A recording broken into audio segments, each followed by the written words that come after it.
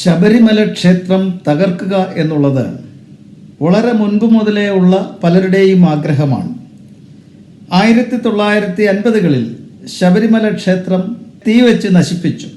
ഒരു ജുഡീഷ്യൽ അന്വേഷണമൊക്കെ ഉത്തരവായി. പക്ഷേ ആ ജുഡീഷ്യൽ അന്വേഷണത്തിൻ്റെ റിപ്പോർട്ട് ഗവൺമെൻറ്റിന് സമർപ്പിക്കുകയും ചെയ്തു. പക്ഷേ കോൺഗ്രസ് ഗവൺമെൻറ് അത് പൂഴ്ത്തിവെച്ചു.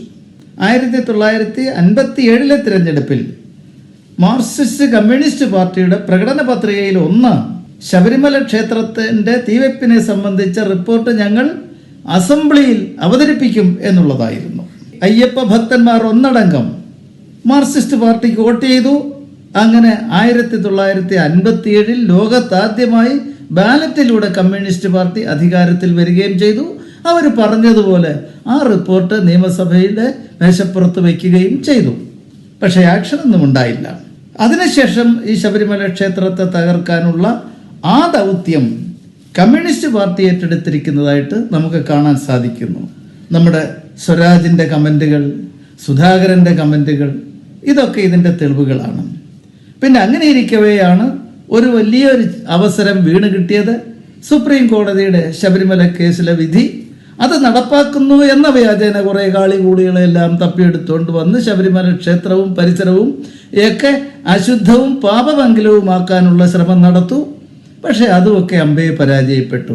പിന്നീട് അവർ നോക്കുമ്പോൾ കാണുന്ന ഒരു പോംവഴി അയ്യപ്പൻ്റെ ആഭരണങ്ങൾ, സ്വത്തുക്കൾ അടിച്ചു മാറ്റുക എന്നുള്ളതാണ്. അയ്യപ്പ ക്ഷേത്രത്തിൻ്റെ മുൻപിൽ ദ്വാരപാലക വിഗ്രഹത്തെ പൊതിഞ്ഞിരുന്ന സ്വർണങ്ങൾ പോലും അടിച്ചു മാറ്റി അത് നഷ്ടപ്പെട്ടു എന്ന് വരുത്തുമ്പോൾ ആളുകൾ ചിന്തിക്കത്തില്ലേ, ഇത് എന്തൊരു അയ്യപ്പനാ?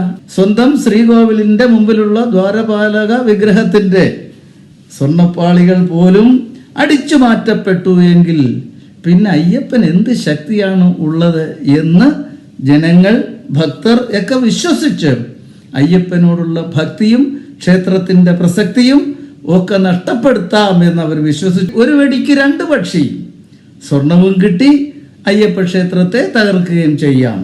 ദാ ഇപ്പോൾ നട തുറന്നപ്പോൾ പണ്ടത്തെക്കാട്ടിലും പിന്നത്തേതെന്ന് പറഞ്ഞതുപോലെ കഴിഞ്ഞ വർഷത്തെ വന്ന ഭക്തജന തിരക്കിനേക്കാൾ അതിനെയൊക്കെ കടത്തി വെട്ടിക്കൊണ്ട് വൻപിച്ച ജനത്തിരക്ക് നിയന്ത്രിക്കാൻ പോലും ഒക്കാത്ത സ്ഥിതി, ഹൈക്കോടതി പോലും ഇടപെടേണ്ടി വന്നൊരു സ്ഥിതി, അതാണ് ഇപ്പോഴത്തെ അവസ്ഥ. അല്ലയോ ശബരിമല ക്ഷേത്രം തകർക്കാൻ നടക്കുന്ന ആളുകളെ, നിങ്ങളെക്കുറിച്ച് നിങ്ങൾക്കോട് എനിക്ക് പറയാനുള്ളത്, അയ്യപ്പൻ നിങ്ങൾ ഉദ്ദേശിക്കുന്ന ആളൊന്നുമല്ല, അതുക്കും മേലെ